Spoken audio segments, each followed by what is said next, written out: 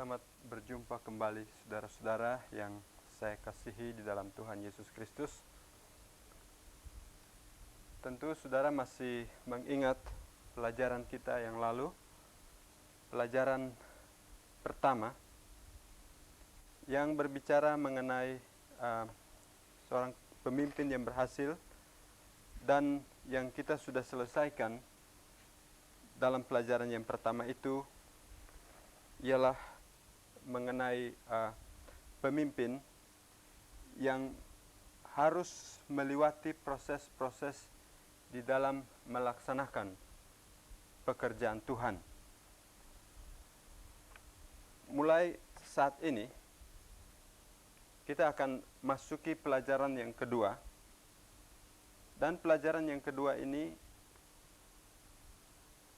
saya beri judul pendelegasian di dalam pekerjaan Tuhan.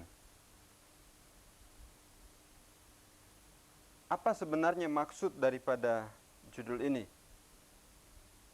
Supaya saudara ketahui bahwa pekerjaan Tuhan yang dikerjakan tidak dapat dikerjakan oleh satu orang saja.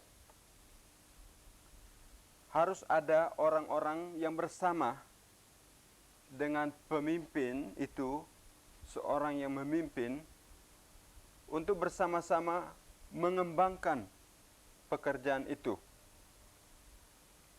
Dari Nehemia, dari kitab Nehemia, kita nanti melihat bagaimana Nehemia menggunakan potensi-potensi manusiawi yang ada.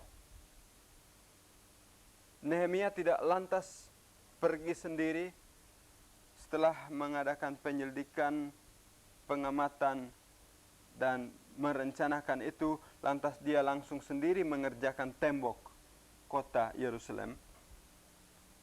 Nehemia tidak melakukan itu sendiri, saudara-saudara, sebab jika Nehemia melakukannya sendiri, itu akan memakan waktu lama sekali. Bahkan mungkin dia tidak akan selesai dengan pekerjaannya itu.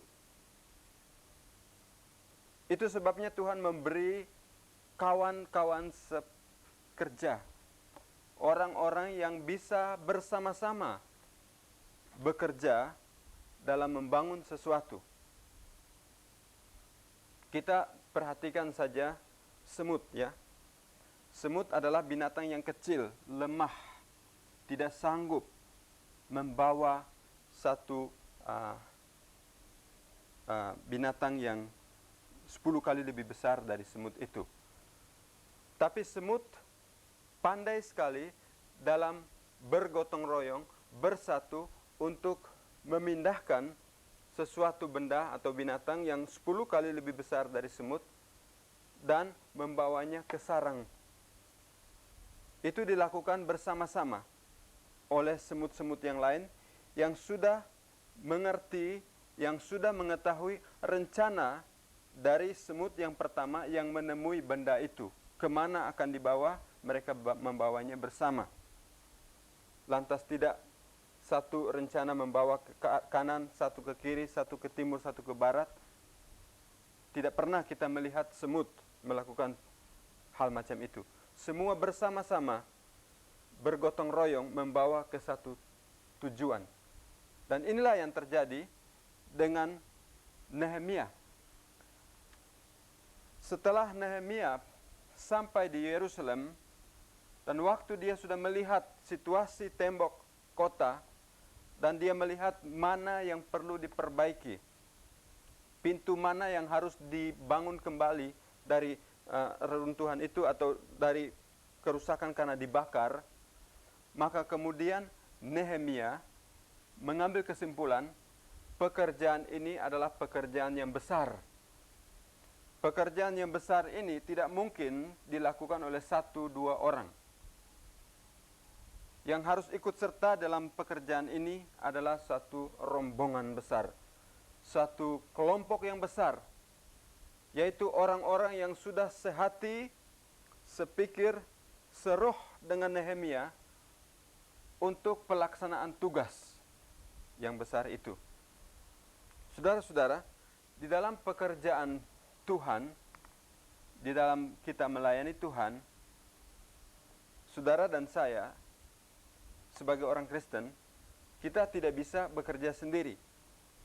Itu sebabnya ada organisasi, entah itu organisasi gereja, yayasan, atau badan Kristen yang bersama-sama bersatu untuk melaksanakan satu pekerjaan yang besar. Sehingga pekerjaan itu tidak dilakukan oleh seorang saja, tapi dia membagi-bagi tugas kepada orang-orang lain, sehingga mereka bersama-sama menjalankan tugas yang besar dan mulia itu. Sangat disayangkan, sebab di dalam pekerjaan Tuhan sering terjadi bahwa di dalam satu badan tidak ada saling kekompakan, tidak ada persatuan. Dan inilah yang bisa menghambat pekerjaan yang besar membangun tembok kota Yerusalem itu. Kalau Nehemia tidak bersatu dengan rakyat, tidak bersatu dengan bangsanya, pasti pekerjaan itu akan gagal. Dan inilah tujuan dari pemerintah kita, kemanunggalan ABRI dan rakyat, supaya bersatu membangun, tidak bisa berjalan sendiri-sendiri. Apa yang Nehemia lakukan, itu yang banyak diterapkan sekarang ini. Nehemia memilih orang-orang tertentu untuk tugas yang berat, untuk tugas yang harus dipikulnya. Jadi kepemimpinan Kristen yang berhasil adalah pemimpin Kristen yang juga memperhatikan hal ini, yaitu memperhatikan orang lain yang mempunyai potensi, mempunyai kemampuan, yang mempunyai beban yang sama, mempunyai visi yang sama, mempunyai kemampuan yang sama, kemauan kerja yang keras, dan menggunakan orang itu di dalam pekerjaan yang kita kerjakan. Orang-orang Israel waktu mendengar Nehemia punya rencana untuk membangun kota Yerusalem, mereka katakan, kami siap untuk membangun. Nah, saudara-saudara, orang-orang macam inilah yang mengatakan, kami siap untuk membangun, itulah yang dibutuhkan saat ini. Orang-orang yang sudah siap. Kita jangan memakai atau menggunakan orang-orang yang belum matang, belum siap. Sudah siap berarti sudah punya beban juga yang sama dengan Nehemia sebagai pemimpin mereka. Mempunyai pandangan yang sama, mempunyai filsafat yang sama, ideologi yang sama, mempunyai doktrin, azas yang sama dalam satu hal tertentu umpamanya. Mempunyai prinsip-prinsip pelayanan yang sama, mempunyai pekerjaan yang sama, yang satu itu, yaitu membangun. Jangan kita masukkan orang yang belum siap untuk membangun. Sebab kalau orang yang belum siap membangun, ikut membangun, bisa saja dia tidak membangun, tetapi dia malah merombak, malah merusakkan pekerjaan itu. Jadi, sebagaimana Nehemia memilih orang-orang tertentu, begitu juga kita di dalam pekerjaan Tuhan, patut memilih orang-orang yang sudah siap untuk bekerja. Di dunia ini tidak butuhkan orang yang malas, orang yang tidak mau kerja. Dunia ini membutuhkan orang-orang yang betul-betul siap untuk bekerja. Sedangkan dunia membutuhkan orang-orang yang siap bekerja, yang tidak malas, yang tidak mementingkan diri sendiri. Apalagi di dalam pekerjaan Tuhan. Dalam pekerjaan Tuhan ini, penting sekali kita melihat soal persiapan orang-orang itu sendiri yang kita mau memberi tugas, mendelegasikan sesuatu, supaya dia bisa menjadi teman sekerja kita. Ada orang yang mengatakan untuk mencari teman tertawa gampang, Tetapi untuk mencari teman bersama-sama menangis, sulit sekali. Teman tertawa kita bisa dapat di mana-mana. Ke tempat-tempat keramaian, di situ banyak teman yang tertawa bersama-sama, bisa kita tertawa. Nonton lawak, ada banyak teman yang bisa bersama-sama tertawa dengan kita. Di mana saja kita bisa menemui teman tertawa yang bisa tahan sebentar dan habis itu tidak ada lagi teman itu. Tetapi saudara-saudara, untuk mencari teman menangis, untuk bersama-sama menangis, itu tidak gampang. Nehemia harus mencari teman menangis. Teman yang mau berkorban, yang mau mencucurkan air mata di dalam pekerjaan yang besar itu. Dan ini bukan gampang, saudara-saudara, sebab orang yang sudah siap untuk membangun, itu berarti dia sudah siap untuk menangis, sudah siap untuk menentang segala tantangan-tantangan yang ada di depan dia. Kepemimpinan Nehemia berhasil di dalam segi ini juga, sebab dia memperhatikan orang-orang, dia melihat orang-orang siapa-siapa yang dia bisa pakai, yang dia bisa ajak bekerja sama. Dia tidak jadikan mereka sebagai buruhnya, tetapi dia adakan hubungan kerjasama supaya mereka bersama-sama dengan dia melakukan tugas yang besar itu. Kita lihat ada satu ayat di dalam pasal 7. Kita langkahi beberapa pasal ini. Kita lihat dalam ayat 7, pasal 7 ayat yang kedua. Di situ tertulis demikian. Pengawasan atas Yerusalem aku serahkan kepada Hanani saudaraku dan kepada Hananya panglima benteng, karena dia seorang yang dapat dipercaya dan yang takut akan Allah lebih daripada orang-orang yang lain. 3 hal yang kita lihat di dalam Nehemia mencari teman sekerja untuk memberi tugas buat mereka supaya mereka juga ikut bersama-sama dengan Nehemia dalam pekerjaan itu, ialah yang pertama, saudaraku. Di sini saudaraku, kita bisa ambil saudara kandung, mungkin juga saudara di dalam Tuhan. Artinya orang yang sudah hidup bersama-sama dengan kita.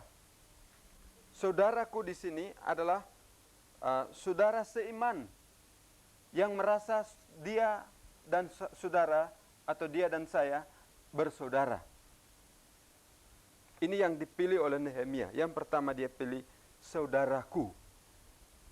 Orang yang erat hubungannya dengan dia, yang tidak dapat dipisahkan dengan dia oleh apapun. Dia pilih orang yang dia katakan saudaraku. Kemudian yang berikut yang Nehemia pilih adalah orang yang dapat dipercaya. Wah, ini sulit sekali saudara-saudara, mencari orang yang dapat dipercaya. Sebab sekarang ini, dunia ini sukar sekali mencari orang yang dapat dipercaya. Sebab untuk dapat orang yang dapat dipercaya, itu harus mengalami banyak macam liku-likunya supaya bisa dapat dipercaya. Harus menjadi saudara dulu, baru bisa dapat dipercaya. Kalau saudara sendiri tidak dapat dipercaya, apalagi orang lain tidak dapat dipercaya juga. Tapi yang Nehemia cari adalah orang yang dapat dipercaya, yang dapat diberi tanggung jawab, dan dia bisa melakukan tugas itu seperti Nehemia melakukannya. Orang yang sebeban dengan Nehemia, yang dipercayai satu tanggung jawab, yang tidak akan menyalahgunakan tanggung jawab itu. Itulah orang yang dapat dipercaya. Kemudian yang ketiga, yang Nehemia dapati adalah orang yang takut akan Allah. Bisa saudara, bisa dapat dipercaya, tapi kalau tidak takut akan Allah, bisa saja dia menyalahgunakan tanggung jawabnya sebagai hamba Allah. Kalau orang takut akan Allah, dia akan melaksanakan pekerjaan Allah, tugas-tugas yang dibebankan oleh Allah kepadanya, dan dibebankan atau diberikan oleh atasannya kepadanya dengan perasaan takut akan Allah. Dan ini tiga hal ini yang Nehemia temui di dalam orang yang dikatakan di sini Hananya. Saudara, sebagai Nehemia, mungkin saya juga sebagai Nehemia, kita perlu mencari orang yang seperti Hanani dan Hananya. Orang-orang yang menjadi saudara kita, orang-orang yang dapat dipercaya, dan orang-orang yang takut kepada Tuhan Allah. Tiga hal ini penting sekali. Saudara harus ingat ini tiga jika saudara mencari teman sekerja di dalam pekerjaan Tuhan. Kalau saudara seorang pemimpin, ingat saudara-saudara, jangan coba kerja sendiri. Saudara tidak akan berhasil dalam pekerjaan itu sendiri. Saudara harus cari teman yang sebeban, sehati, seroh dengan saudara. Orang yang sudah menjadi saudara dari saudara sendiri. Orang yang dapat dipercaya. Dan orang yang takut akan Tuhan Allah. Nehemia dalam segi persiapan yang kita perhatikan dalam pelajaran yang pertama, waktu saya memberikan pelajaran yang pertama, itu Nehemia orang yang sudah siap betul. Dia orang yang sungguh-sungguh siap.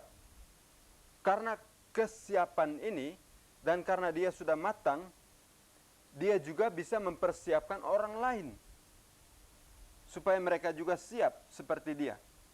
Sehingga kalau dia tidak ada di tempat, dia tidak dalam pekerjaan itu, orang lain itu menjadi Nehemia, ganti Nehemia itu sendiri. Dia sudah mempersiapkan diri dengan doa, dengan puasa untuk mencari teman.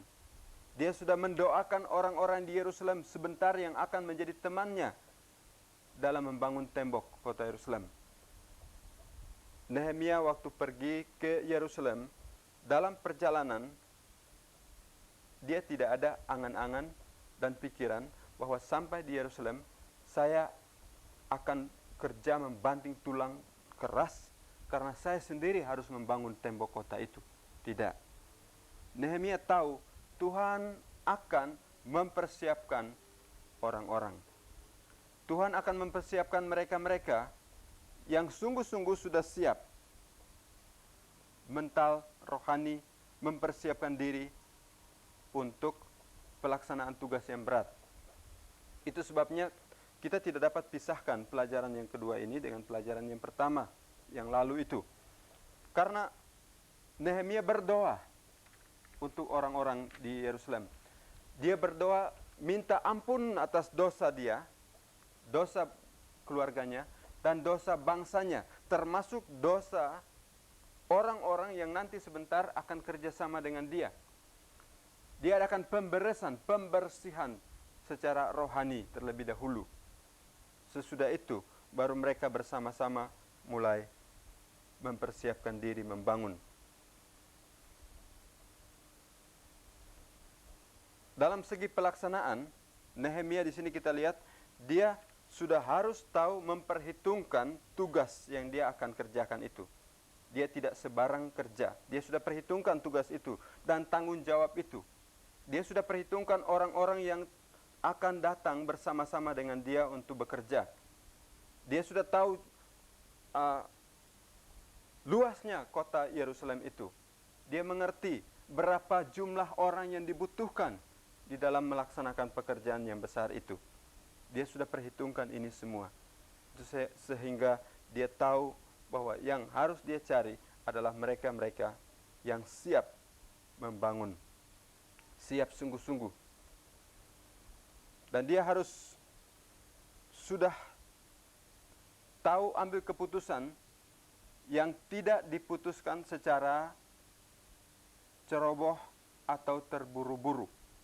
Untuk memilih orang bukan satu tugas yang gampang. Kalau Nehemia hanya asal tunjuk saja, bisa saja orang-orang itu menjadi teman Nehemia atau saudara Nehemia, bisa saja mereka itu dapat dipercaya, tetapi mungkin mereka tidak takut Tuhan, sehingga bisa terjadi penyelewengan di dalam pekerjaan Tuhan itu. Tetapi karena Nehemia sudah siapkan diri baik-baik, sudah mempersiapkan pribadinya, sudah mempersiapkan orang-orang itu, sudah matang seluruhnya, maka dia ambil keputusan dengan tepat.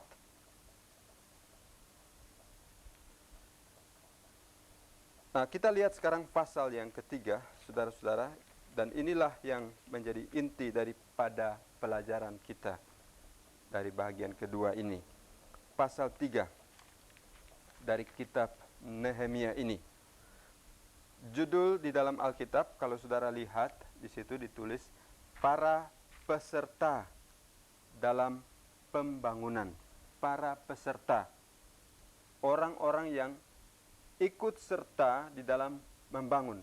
Kalau saya hubungkan ini dengan judul tadi, pendelegasian, itu maksud saya ialah bahwa orang-orang yang ditugaskan, didelegasikan, diikut sertakan di dalam pekerjaan membangun kembali tembok kota Yerusalem itu. Para peserta di sini mengandung satu arti yang kalau dalam bahasa Inggris partisipan.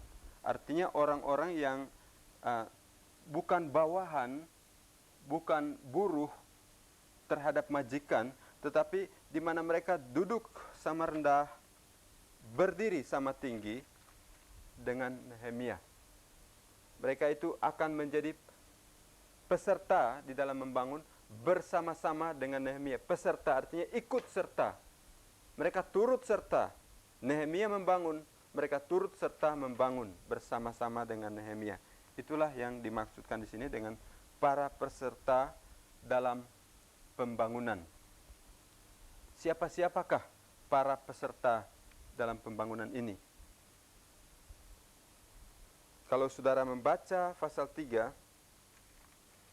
peserta pembangunan ini adalah semua orang yang ada di kota Yerusalem pada waktu itu. Nah, kita mau lihat dulu beberapa hal yang kita dapat temui dalam pasal 3 ini. Sebab inilah yang akan menjadi bahan untuk kita pelajari bersama-sama dan kita renungkan bersama-sama. Bagaimana Nehemia mengatur orang-orang ini, bagaimana Nehemia melaksanakan pekerjaan yang besar ini bersama-sama dengan peserta-peserta lainnya. Kita lihat ada beberapa hal. Yang pertama, cara pengaturan organisasi oleh Nehemia. Nehemia seorang organisatoris yang baik sekali. Dia tahu betul mengatur orang-orang, tahu mengatur pekerjaan. Bagaimana cara Nehemia mengatur? Kita lihat di sini. Yang pertama, dia membentuk organisasi yang praktis. Organisasi yang tidak bertele-tele, berliku-liku dan macam-macam masalah, tapi organisasi yang praktis dengan lebih banyak memanfaatkan potensi manusia. Organisasi yang praktis ini merupakan organisasi yang bisa membawa orang-orang kepada satu kesatuan kembali, mengorganisir mereka, mempersatukan mereka. Nah, dalam membentuk organisasi, ini kita perlu perhatikan. Organisasi itu harus praktis betul. Supaya itu akan menolong kita sendiri sebagai pemimpin dan menolong orang-orang yang dipimpin dan menolong orang-orang yang ada di dalam lingkungan pelayanan kita supaya kita bersama-sama melaksanakan tugas itu. Nah, cara yang kedua dalam pengaturan organisasi oleh Nehemia ialah kesadaran yang tinggi dari para pekerja. Orang-orang yang bekerja, mereka-mereka ini adalah orang-orang yang rupanya tidak mengerti banyak tentang cara kerja membangun tembok. Mereka mungkin orang-orang yang biasa-biasa saja, yang bukan tukang-tukang. Mereka hanyalah orang-orang biasa. Tetapi ingat, saudara, di sini kesadaran yang tinggi dari orang-orang itulah yang menyebabkan keberhasilan Nehemia bersama mereka. Kenapa ada kesadaran? Kenapa ada kesadaran yang tinggi dari mereka-mereka ini yang ikut serta dalam pembangunan? Kesadaran yang tinggi ini ditimbulkan karena cara Nehemia mengatur mereka, cara Nehemia mengarahkan mereka, cara Nehemia memimpin mereka, cara Nehemia membawakan diri kepada mereka, dan cara Nehemia mengangkat mereka dan menolong mereka pada saat mereka dalam keadaan ketakutan. Pada waktu mereka takut, Nehemia menghibur mereka. Pada waktu mereka dalam keadaan kesulitan, Nehemia menolong mereka. Jadi sebagai pemimpin, Nehemia sudah berbuat banyak buat bangsanya. Sehingga akhirnya ada kesadaran yang tinggi dari para pekerja ini. Pentingnya membangun kembali tembok kota Yerusalem. Mereka merasa penting, sebab itu demi mereka sendiri, demi kepentingan anak dan cucu mereka, demi kepentingan kesatuan bangsa Israel seutuhnya. Itu sebabnya maka ada kesadaran yang tinggi dari para pekerja. Saya yakin tentu Nehemia sudah banyak memberi pengarahan-pengarahan kepada mereka. Nehemia sudah memberi banyak briefing kepada mereka supaya mereka mengerti sungguh-sungguh apa yang akan dikerjakan dan bagaimana nanti waktu mereka memulaikan pekerjaan itu. Pasti banyak hal yang sudah Nehemia sampaikan pada mereka, sehingga akhirnya ada kesadaran yang tinggi dari para pekerja itu sendiri. Yang ketiga ialah tanggung jawab yang dalam. Tanggung jawab yang dalam sekali. Kita baca pasal 3 ini, kalau kita lihat di dalam pasal 3, orang-orang dengan tanggung jawab. Luar biasa mereka bertanggung jawab. Mereka mengerjakan pekerjaan tembok itu dengan tanggung jawab yang dalam. Kalau tidak ada tanggung jawab dalam orang-orang ini, pasti pekerjaan itu tidak akan berhasil. Tetapi karena ada tanggung jawab yang sungguh-sungguh dalam diri mereka, dalam pribadi mereka, sehingga akhirnya mereka bisa berhasil di dalam pekerjaan yang besar yang Tuhan berikan melalui Nehemia dan Nehemia sampaikan kepada mereka. Nah, tanggung jawab ini penting juga dalam saudara dan saya dalam kita memanggil atau memilih teman-teman sekerja. Kalau orang yang kita panggil orang yang tidak bertanggung jawab, bagaimana akibatnya? Saudara bisa bayangkan sendiri bagaimana itu. Kalau orang-orang yang kita pilih untuk bekerja bersama-sama dengan kita tidak mempunyai kesadaran yang tinggi akan pekerjaan yang dia harus lakukan itu, bagaimana hasil daripada pekerjaan kita nanti? Yang keempat, yang kita temui dalam pasal 3 ini, yaitu mereka menerapkan asas kegotong royong yang melibatkan segala lapisan masyarakat tanpa pandang bulu. Itu yang dipakai oleh Nehemia, menerapkan asas kegotong royongan yang melibatkan segala lapisan masyarakat tanpa pandang bulu. Artinya semua orang ikut bekerja. Semua orang bertanggung jawab di dalam pekerjaan yang besar itu. Tidak dikecualikan. Bukan ayah bekerja untuk istri dan anak-anaknya, tetapi semua ambil bagian dalam pekerjaan. Para suami-suami bekerja, istri-istri juga ikut bekerja, dan anak-anak mereka juga bekerja. Ini yang diterapkan oleh Nehemia di dalam dia menyelenggarakan pekerjaan yang besar ini.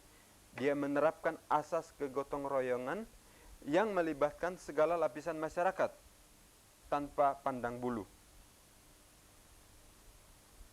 Orang tua, mereka ikut bekerja.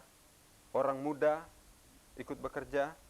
Pria bekerja, wanita bekerja, kaya bekerja, miskin bekerja, kecil, besar, semua bekerja.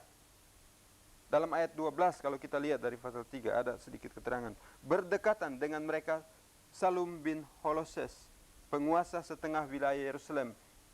Yang lain mengadakan perbaikan bersama-sama anak-anak perempuannya. Jadi tidak terkecuali, semua bekerja. Anak-anak perempuan juga bekerja. Saudara, di dalam membangun tembok hati kita ini, kita harus sadari ini bersama. Yang bekerja bukan orang lain untuk kita. Kita harus bekerja bagi diri kita sendiri.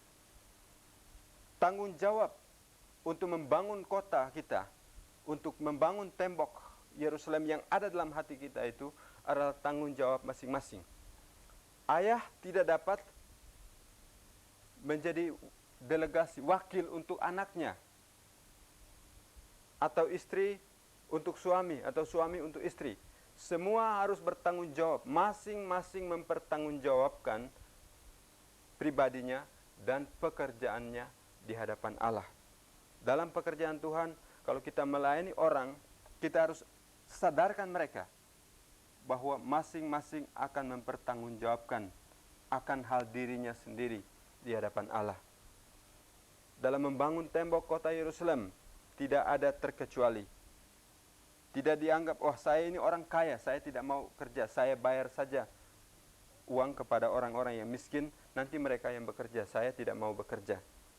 Tidak ada asas macam itu di dalam pekerjaan Nehemia. Semua diikutsertakan dalam pekerjaan itu. Baik orang kaya maupun orang miskin, kecil, besar, dan sebagainya. Anak-anak wanita juga ikut bekerja. Yang kelima, pembagian tugas yang tepat dan yang merata. Pembagian tugas yang tepat, pembagian tugas yang merata. Coba saudara baca sungguh-sungguh ini pasal 3. Kalau saudara baca sungguh-sungguh, saudara akan temui di situ, yaitu tiap-tiap keluarga bekerja di bahagian lingkungan mereka, lingkungan rumah mereka. Tembok yang ada di sekitar rumahnya, dekat dengan rumahnya, itulah yang harus dikerjakan. Dia tidak perlu pergi jauh untuk bekerja di lingkungan orang lain. Cukup di tempat di mana dia berada, bersama-sama dengan tetangga-tetangga mereka bersatu dan membangun tembok yang ada di situ. Jadi di sini satu pelajaran yang baik sekali bagi kita sebagai orang-orang Kristen, sebagai pemimpin-pemimpin. Kita ajar orang-orang itu untuk memulaikan pekerjaan di lingkungan mereka masing-masing. Tidak usah jauh-jauh dulu, di lingkungannya masing-masing.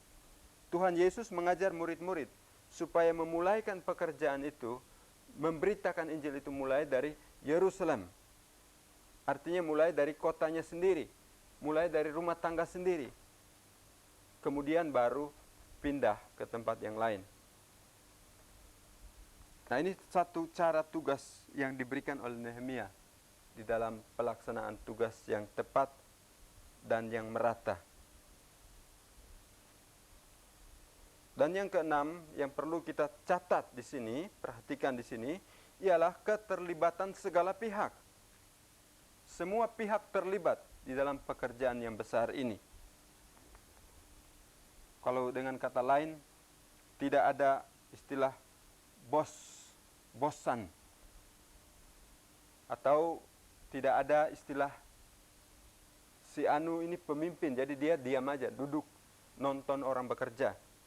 Cukup pegang tongkat dan makan minum di kursinya, nanti orang lain yang bekerja berat.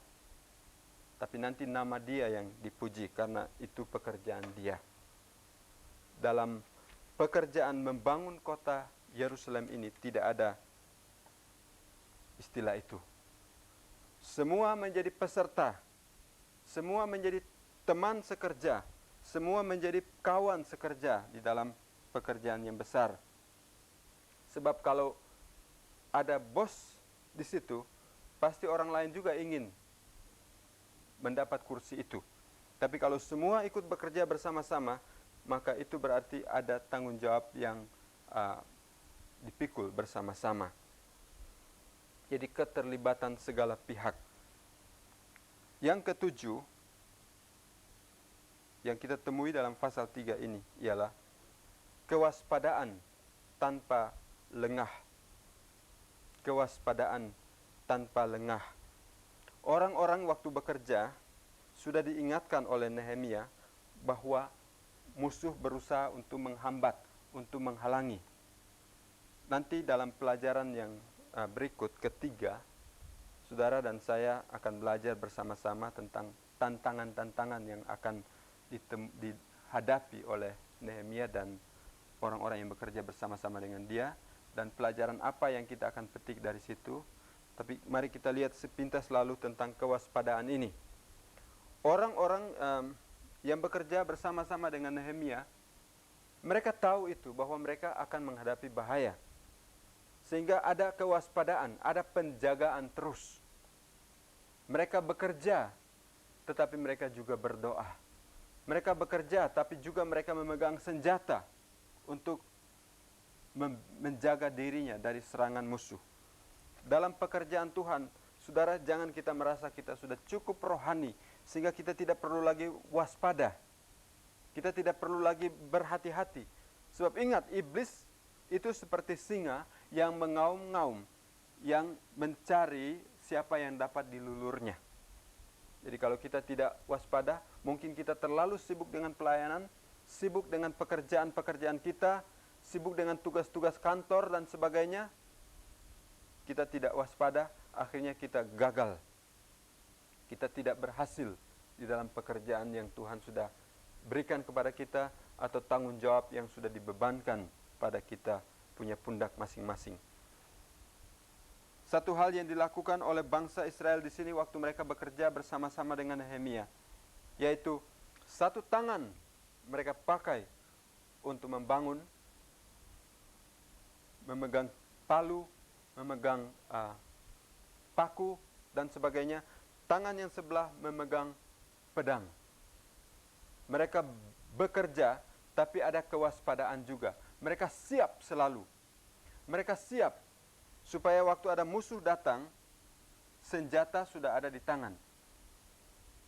Senjata yang harus mereka pakai untuk melawan musuh sudah ada pada mereka. Sehingga waktu mereka melawan musuh, mereka tidak perlu cari-cari senjata lagi. Sayangkan banyak orang Kristen, pemimpin-pemimpin Kristen yang melayani Tuhan sibuk dan lupa bahwa tangan sebelah sudah kehilangan senjata. Senjata sudah lepas. Senjata sudah jatuh dari tangannya dan sudah hilang. Sehingga mereka berusaha dengan kemampuannya sendiri untuk menyelesaikan pekerjaan yang besar itu. Serangan datang, musuh datang, kita lengah, kita gagal, kita jatuh. Itu sebabnya Tuhan memberikan kepada kita akal, budi, dan kewaspadaan supaya kita siap. Kita siap sedia untuk menangkis segala serangan musuh yang datang untuk merondrong akan hidup kita dan pekerjaan besar yang Tuhan mau percayakan kepada kita. Kewaspadaan tanpa lengah itu penting sekali. Nehemia sungguh-sungguh seorang yang luar biasa. Kalau saudara perhatikan di sini, Nehemia ini orang yang tahu bekerja, tahu memegang senjata, dan tahu juga menggunakan orang-orang dan ajar mereka untuk memegang senjata. Nah, bagi kita, firman Allah ini adalah senjata yang paling ampuh. Di dalam Alkitab dikatakan, senjata Allah itu harus ada pada kita. Pedang roh, ketopong keselamatan,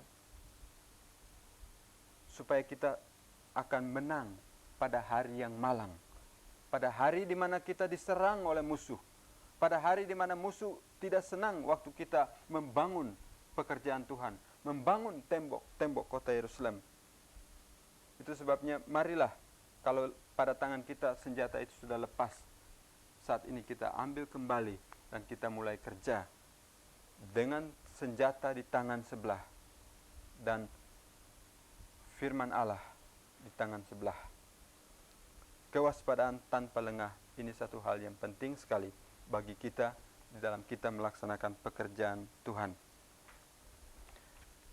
Dan yang kedelapan yang kita temui dalam pasal 3 ini, dalam pendelegasian Nehemia terhadap pekerjaannya itu, ialah penekanan pada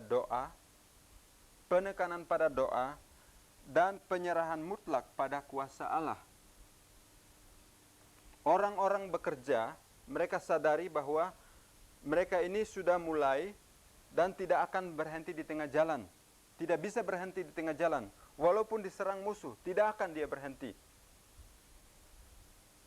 Dia tidak akan mau coba ganti kuda di tengah sungai. Sebab tidak mungkin. Harus jalan terus. Penekanan ini penting sekali pada doa dan penyerahan mutlak pada kuasa Allah supaya pekerjaan itu bisa terus berlanjut sampai selesai pada saatnya di mana yang sudah ditargetkan oleh Nehemia. Kita ingat bahwa Nehemia sudah punya target. Bagaimana kalau target itu, goal itu tidak tercapai? Karena kegagalan dari orang-orang yang dia delegasikan untuk mengerjakan pekerjaan yang besar itu. Nehemia bisa saja bekerja terus, tapi kalau orang-orang yang bersama dengan dia sudah tidak mau bekerja karena ketakutan, karena merasa capek, karena tidak siap sungguh-sungguh mental mereka, karena tidak mempunyai tanggung jawab yang dalam akan pekerjaan itu, karena tidak mempunyai kesadaran yang tinggi akan pekerjaan yang besar itu, maka pasti walaupun Nehemia berusaha sungguh-sungguh, dia akan juga tidak menyelesaikan pekerjaan itu dan targetnya, goalnya tidak tercapai.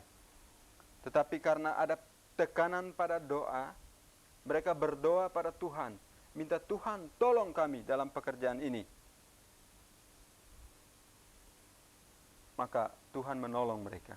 Maka Tuhan menyertai Nehemia beserta dengan orang-orangnya itu. Dalam pekerjaan Tuhan, doa memegang peranan yang penting. Saya ulangi lagi, pekerjaan Tuhan, doa memegang peranan yang penting. Tanpa doa, saudara-saudara, saya dan saudara akan gagal. Kita akan tidak berhasil. Tetapi doa disertai dengan penyerahan secara mutlak. Penyerahan sepenuhnya kepada kuasa daripada Tuhan Allah. Penyerahan mutlak itu satu penyerahan yang total. Penyerahan seluruhnya. Dari kepala sampai ke kaki. Kita serahkan sepenuhnya pada Tuhan. Mempersembahkan tubuh kita menjadi suatu persembahan yang hidup bagi Tuhan.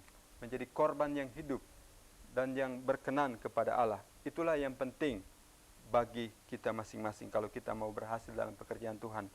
Di dalam Injil Yohanes dikatakan itu. Kita harus menyerahkan hidup kita sepenuhnya ke dalam tangan kuasa Tuhan. Tanpa penyerahan sungguh-sungguh, tanpa penyerahan pada Tuhan dan penyerahan pada pelayanan, pada pekerjaan yang Tuhan sudah bebankan pada kita, pasti kita tidak akan menjadi seorang pemimpin yang berhasil. Bahagian yang ke B yang kita temui dalam pasal 3 ialah bahwa fungsi-fungsi daripada pemimpin ini yang memimpin pekerjaan ini dan yang didelegasikan itu ialah mereka mempunyai kemauan keras untuk bekerja, dan kemauan keras itu didasari atas lihat ke depan kepada hasil yang akan dicapai nanti setelah pekerjaan itu selesai. Saudara-saudara, orang-orang Israel waktu itu, mereka mendambakan satu bangsa yang aman, tidak diganggu oleh musuh, tidak diganggu oleh serangan-serangan dari pihak orang-orang yang luar, orang kafir, tetapi mereka mau supaya mereka hidup tentram dan aman. Pada zaman itu memang perlu sekali ada tembok, supaya tembok itu melindungi orang-orang yang ada di dalamnya dari serangan-serangan musuh. Nah, Nehemia dan orang-orangnya ini, mereka mendambakan ketentraman, mendambakan ketenangan secara rohani dan secara jasmani. Ketentraman dan ketenangan ini hanya dapat dilakukan kalau mereka bersatu dan bersama-sama membangun tembok itu. Sehingga walaupun musuh datang untuk menghancurkan, mau coba menembusi tembok itu tidak akan bergoyah sedikit pun. Tembok itu akan tetap kokoh berdiri. Saudara, ingat, hati kita, seperti saya katakan berulang-ulang kali, hati kita adalah Yerusalem kecil yang mungkin sudah menjadi puing, reruntuhan. Mari kita membangun kembali tembok-tembok kota kita ini. Kita membangun kembali akan hati kita ini, supaya nanti kalau ada serangan datang, itu menjadi perisai. Tembok itu menjadi perisai bagi kita, yang bisa menolong kita, sehingga musuh tidak masuk dan tidak mengambil milik Tuhan dari dalam hidup kita masing-masing. Hal-hal yang perlu sekali kita perhatikan di sini sebagai pemimpin, seperti Nehemia, yaitu juga dia memperhatikan kepentingan orang-orang yang dipimpinnya. Dia melihat ke depan kepada kesejahteraan mereka. Itu yang kita perlu lihat. Ke depan kepada surga yang kekal yang disiapkan oleh Tuhan bagi jiwa-jiwa yang terhilang sekarang ini. Tapi kalau kita bekerja keras membangun tembok kota Tuhan, membawa orang-orang itu masuk ke situ, maka mereka akan hidup tentram dan aman di sana. Jadi kepentingan orang banyak diutamakan. Kepentingan mereka bagi surga yang kekal, bagi hidup yang kekal, itu yang harus diutamakan di dalam melaksanakan pekerjaan Tuhan. Inilah yang perlu sekali saudara perhatikan sebagai pemimpin Kristen, mungkin pemimpin gereja, mungkin pemimpin sekolah minggu, atau pemimpin apa saja di dalam pelaksanaan pekerjaan yang besar dari Tuhan. Mari kita melihat beberapa hal yang perlu sebagai assignment kita untuk pelajaran yang kedua ini, mengenai pendelegasian di dalam pekerjaan Tuhan ini. Saya ingin supaya saudara-saudara mencatat juga bahagian ini, pelajaran 2. Dan saudara lihat nomor 1, keberhasilan seorang pemimpin juga ditentukan oleh bagaimana dan dengan siapa dia menghabisi waktunya. Bagaimana cara saudara menghabisi waktu saudara, tapi dengan siapa juga itu penting. Apa saudara membuang-buang waktu? Dan dengan siapa saudara habiskan waktu sisa saudara ini dalam memimpin? Itu perhatikan pertama. Keberhasilan seorang pemimpin juga ditentukan oleh bagaimana dan dengan siapa dia menghabisi waktunya. Yang kedua, ini merupakan pertanyaan. Tadi satu pernyataan ya. Yang pertama tadi pernyataan. Tapi yang kedua ini sebagai pertanyaan. Bagaimana caranya Nehemia memanfaatkan potensi manusia dalam pelaksanaan tugasnya? Bagaimana caranya Nehemia memanfaatkan potensi manusia dalam pelaksanaan tugasnya? Dan bagaimana caranya dia memilih orang-orang itu? Ingat 3 langkah tadi yang kita pelajari bersama-sama. Saudara catat itu, terdapat di dalam Nehemia pasal 7 ayat yang kedua. Di situ ada 3 langkah yang perlu saudara perhatikan sungguh-sungguh, bagaimana cara Nehemia memanfaatkan potensi manusia dalam pelaksanaan tugasnya. Yang ketiga, bagaimana seandainya kawan sekerja saudara atau kawan sekerja saya atau kita dalam pekerjaan Tuhan tidak sehati dan tidak seroh dengan kita? Bagaimana seandainya ini saudara bisa jawab sendiri. Kalau saudara punya teman dalam pekerjaan Tuhan dan teman itu tidak sehati, tidak seroh dengan kita dalam melaksanakan tugas yang besar itu. Apa yang akan jadi kira-kira menurut pendapat saudara, apa yang terjadi nanti dengan pekerjaan kita dan apa hasil dari pekerjaan itu? Ini dua pertanyaan dan satu pernyataan ini mohon supaya saudara perhatikan dan saudara camkan baik-baik. Saya rasa pelajaran yang kedua ini selesai sampai di sini. Dan saudara diminta supaya baca kembali lagi pasal 1 sampai pasal 3. Mengulangi pelajaran yang pertama dan pelajaran yang kedua ini, khususnya pasal 3, saudara perhatikan akan cara-cara Nehemia di dalam menggunakan orang-orang di dalam pekerjaannya. Pekerjaan Tuhan membutuhkan saudara, membutuhkan saya.